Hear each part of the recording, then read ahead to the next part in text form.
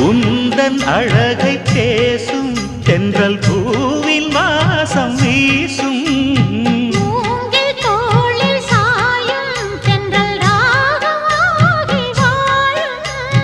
கலையும் கூந்தல் கோலம் சொல்லும் மோக பூங்கதை